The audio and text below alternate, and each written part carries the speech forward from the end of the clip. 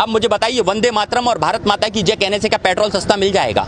क्या 100 रुपए क्या खाने वाला तेल सस्ता मिल जाएगा? क्या घर में मैं जो किराया देता हूं, किराएदार का किराया पड़ जाएगा?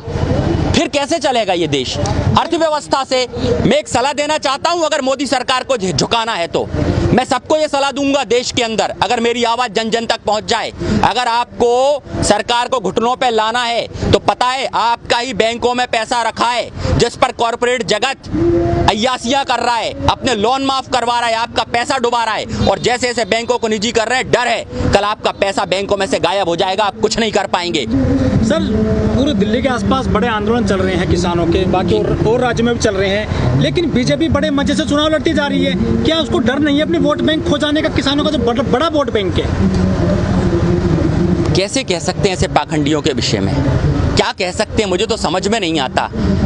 क्योंकि क्या है, कहीं ना कहीं इसमें हमें समझना होगा, विकासशील देश यूरोप, जहां पर आज ईवीएम बैन कर दी गई क्योंकि ईवीएम मैनिपुलेट की जा सकती है, ये यूरोप मानता है, तो हमें भी ये बैन कर देना चाहिए ना ईवीएम।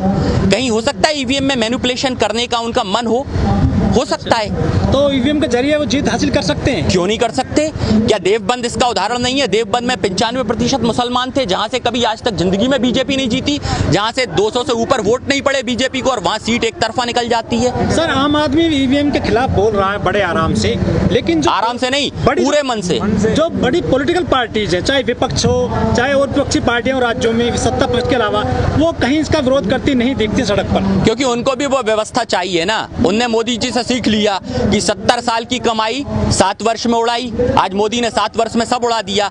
अब वो देख गए, सीख गए वो लोग भी कि सत्ता को इस तरीके से नुकसान पहुंचाया जा सकता है, क्योंकि दूसरी पार्टियों को भी इसका बेनिफिट मिलने वाला है, तो वो क्यों चाहेंगे? मैं तो कहता हूं जितनी सरकारी संपत्ति जो लोग खरीद रहे हैं उन पर भी कार्रवाई होनी चाहिए। जो सरकारी संपत्तियां गई हैं, आज बेची गई हैं, उन्हें आने वाली सरकार ये कह दे एक बार खुले मन से उन्हें हम जब्त करेंगे, तो देश की सत्ता बची आएगी, सरकार बच जाएगी, आम जनता बची आएगी। ये मैं पूरे मन से कह रहा हूं। अगर सरकार बचाना है, देश की जनता को बचाना है, तो सरकारी संपत्तियों को बचाना बहुत जरूरी है, बहुत जरूरी है। क्योंकि जो चाह है, ये चाह ये भूख के समान है, और ये भूख जब लग जाती है तब वो नारा निकल पड़ता है कि चाह तन मन को गुनाहगार बना देती है, बाग के बाग को बीमार बना देती है, भूखे पेटों को देशभक्ति सिखाने वालों, भूख इंसान को गद्दार बना देती है, गद्दार बना देती है। ये गद्दारी तब आ जाएगी, देखिए, जब देश में रोजगार नहीं होगा, जब देश में रोटी नहीं होगी, जब आदमी भूखा मरेगा तो वो बागी बनेगा, वो बंदूक उठाएगा, वहाँ क्राइम बढ़ेगा। मैं फिर कहता हूँ, अगर आपको कहीं कुछ करना है तो पहले बिहार में कर दो, जहाँ पर एपीएमसी नहीं है, जहाँ पर सरकारी मंडियाँ नहीं है, वहाँ पर आप जाइए, पहले बिहार को 2 गुनी आय करके बताइए, और पंजाब जैसा उन्नत प्रदेश बनाकर बताइए। पंजाब में पौने 3 लाख रुपए सालाना आय है, और बिहार के अंदर मात्र 40,000 रुपए सालाना आय है किसान की, तो पहले उसको दुरुस्त कर दीजिए। 2006 में जिसको आपने क्या कहते हैं खराब कर दिया, जो IAS IPS सबसे ज्यादा देता है, आज उस प्रदेश को आपने उजाड़ प्रदेश बना दिया, कोई बिहार जाना नहीं चाहता। देखो, वो डांस तो पहले से ही करते थे, अच्छे डांसर थे, लेकिन जब तक वो ममता दीदी के साथ थे अच्छे डांसर थे, लेकिन अब जब वो इनके साथ आ गए हैं तो जिस प्लेटफॉर्म पे अब वो डांस करेंगे वो मुजरा कहलाएगा। और ऐसा कोठा है ये भाजपा का, जहां पर हर व्यक्ति जो है ना, उसके गले में एक पट्टा पड़ जाता है, और जब वो पट्टा पड़ जाता है ना तो सिर्फ वो चाटना सीख जाता है, इसके अलावा कुछ नहीं करता। और जिस कोबरा की ये बात कर रहे हैं, तो उन्हें मैं कह देना चाहता हूं कि भाई, ये कौन सी पार्टी है? ये भारतीय जनता पार्टी है ये, या भारतीय जानवर पार्टी है, कि जहां पर कोई इसमें गीदड़ बनता है, कोई इसमें कोबरा बनता है, कोई इसमें लोमड़ी बन जाता है? तो है क्या ये चिड़ियाघर है क्या? अगर ऐसा है तो इस बार किसान इंसान है, जो पक्षी के लिए खाना मांगता है, जो इंसान के लिए खाना मांगता है, सारे समाज के लिए भोजन मांगता है, वो इंसान इस बार इनकी नसबंदी कर इन्हें पिंजरों में भेजने तैयार है। और ऐसे कोबरा जो डसने वाले हैं, उनका हम जहर निकालकर और वहां पिंजड़े घर में भेजेंगे, जहां पर लोग इन्हें पैसे देकर देखने आएंगे। सर, मिथुन के बेटे पे कई संगीन आरोप हैं, इसके अलावा जो उसमें जो दूसरा चिटफंड घोटाला, उसमें भी नाम है मिथुन का। क्या बचने का एक जरिया है बीजेपी में जाना मिथुन का? देखिए, जिस तरीके से बीजेपी ने न्यायपालिका है ना, पत्रकारिता, विधायिका और कार्यपालिका, जिस प्रकार से चारों स्तंभों को अपने हाथ में रख रखा है, उसका वो दुष्प्रभाव और उसका दुरुपयोग कर ये हर व्यक्ति को खरीद रही है, हर व्यक्ति पे दबाव बनाकर। मैंने कहा ना, कब तक आदमी नहीं झुकेगा यार? आदमी है, चट्टान थोड़ी है, दबाव में तो चट्टान भी गिर जाती है। तो ये तो इंसान है, भौतिकतावादी हो चुका है इंसान, और जो भौतिकतावादी है वो तो टूटेगा, और जिसके ऊपर केस चल रहे हैं वो तो टूटेगा। स्वयं बात है, देखिए ना, अर्णब गोस्वामी, पुलवामा में चैट लीक होती है, लेकिन उसकी क्या कहते हैं 7 दिन में बेल हो जाती है, और कोई NSA में भी अगर गिरफ्तार हो जाता है तो जिंदगी भर चक्की पीसता रहता है। तो ये दोयम दर्जे की जो क्या कहते हैं कानूनी व्यवस्था है ना, पहले इसको ठीक करना होगा हमें आपको। और मैं कहता हूं जो कानून आपकी अभिव्यक्ति व्यक्त नहीं कर सकता, वहां पर कानून की पवित्रता खत्म हो जाती है और ऐसे कानून को ना मानना ज्यादा अच्छा है। और ये वक्त आने वाला है कि लोग देश के सुप्रीम कोर्ट के फैसलों को नकार देंगे, क्योंकि अविश्वास इतना हो गया है, हमारा विश्वास खत्म हो चुका है आज देश में चारों तरफ से। ये अविश्वास ही है जहां पर लोग सड़कों पर पड़े हैं। तो ये तो पनौती है जब से ये देश में आया है। आप देख लीजिए देश के अंदर आज अर्थव्यवस्था तो डाउन गई है और पूरा देश परेशान हो गया है। ये पनौती है, इस पनौती को इस बार उतारना जरूरी है। चारों तरफ सफलता ही सफलता तो देख रहे हैं आप। महापंचायत पर हमें, राज्यों में हमें, पंचायतों में हमें, दिल्ली बॉर्डर पे हमें, चारों तरफ तो फैलते जा रहे हैं किसान आंदोलन। और क्या चाहिए, यही तो सफलता है। लेकिन हरियाणा और उत्तराखंड में कुछ किसान देख रहे थे कुछ यहाँ पर नया होने वाला है, सरकार गिरेंगी, लेकिन वहाँ तो मुख्यमंत्री चेंज कर दिए उत्तराखंड में और वहाँ सरकार और मजबूत हो गई हरियाणा में भाजपा की। देखिए ये मजबूती नहीं होती, ये होता है कि भाजपा के अंदर एक सिस्टम है। अगर कोई गुलामी करेगा उसको ही अपने प्रतिनिधि मंडल में रखेंगे, उसको ही ये CM बनाएंगे, उसको ही ये PM बनाएंगे। जिन व्यक्तियों ने गुलामी को अस्वीकार करना चाहा उनको उतार दिया और जिन्होंने चाहा उनको वापस बैठा दिया नए चेहरे निकाल के। ये तो RSS का पहले से चेहरा है, इसलिए तो हम कहते हैं राष्ट्रीय शोषण संघ है, ये देश का शोषण कर रहा है आज।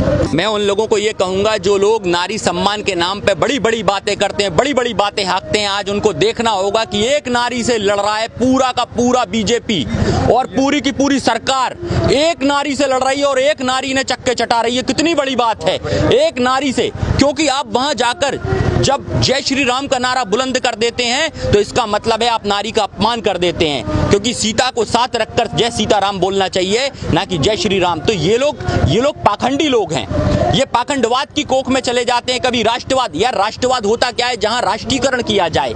आज आप देखिए बैंकें कल से स्ट्राइक पे आ रहे हैं निजीकरण के विरोध में, मतलब बैंकें भी दुखी हो गए हैं, मतलब धीरे धीरे देश दुखी होता जा रहा है, क्योंकि हमारे यहाँ सरदार वल्लभ भाई पटेल, नेहरू ऐसे लोगों ने मिलकर 567 रियासतों का राष्ट्रीयकरण कर देश बनाया था, एक संविधान बनाया था बाबा भीमराव अंबेडकर ने, जहां पर अटल बिहारी वाजपेयी जैसे नेता भी प्रधानमंत्री बने, सबको समानता का अधिकार मिला था। आज उस समानता के अधिकार को ये डुबा रहे हैं। लेकिन पांडे जी क्या स्मृति ईरानी या कंगना रनौत नारी नहीं है इस देश की, वो महिला नहीं है। तो भैया ये हम तो नारी कह रहे हैं, महिला कह रहे हैं। वो अगर उस नारी का इतिहास जानेंगे तो वो नारी जिस जगह से जिस स्थिति से उतरी है, मुझे लगता है वहां पर कोई और होता तो सुसाइड कर लेता।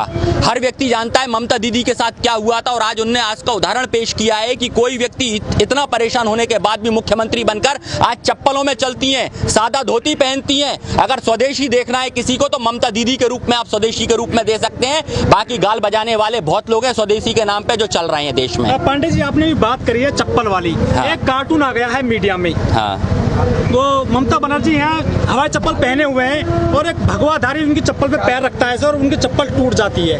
क्या दर्शाता है ये पूरा दृश्य कार्टून का? ये कार्टून का दृश्य ये दिखाता है कि भगवा आपको तीसरी बार छलने आ चुका है इस देश में। एक बार भगवा ने छला था राम के राज्य में, जहां रावण ने भगवा धारण कर सीता को हरा था। दूसरी बार भगवा ने छला था जब कृष्ण ने भगवा धारण कर कर्ण से कवच कुंडल मांग लिए थे। और तीसरी बार भगवा छल रहा है मोदी के राज में, जहां पर भगवा के नाम पर देश को लूटा जा रहा है, सरकारी संपत्तियां बेची जा रही हैं, जहां पर युवाओं से उनसे मुंह का निवाला, रोजगार, रोटी और सब छीनी जा रही है। आज किसानों को बंधुआ मजदूर बनाने की ओर ये देश चल गया है। तो बंगाल के अंदर जो जंजाल है ना, वो कंगाल बनाने की ओर है बंगाल को, और बंगाल के सेक्युलरिज्म को खतरा है वहां पर ऐसे पाखंडियों के आने से।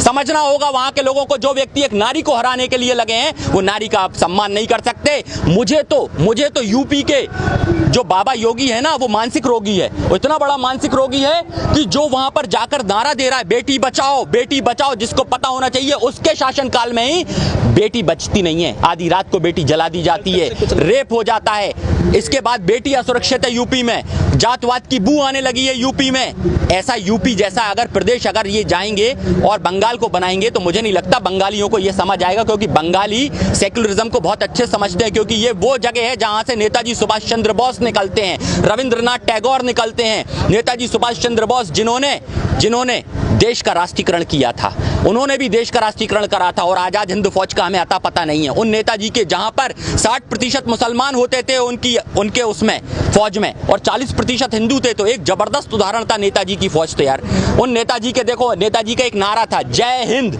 आज बताइए कौन जय हिंद बोलता है? सब वंदे मातरम, भारत माता की जय।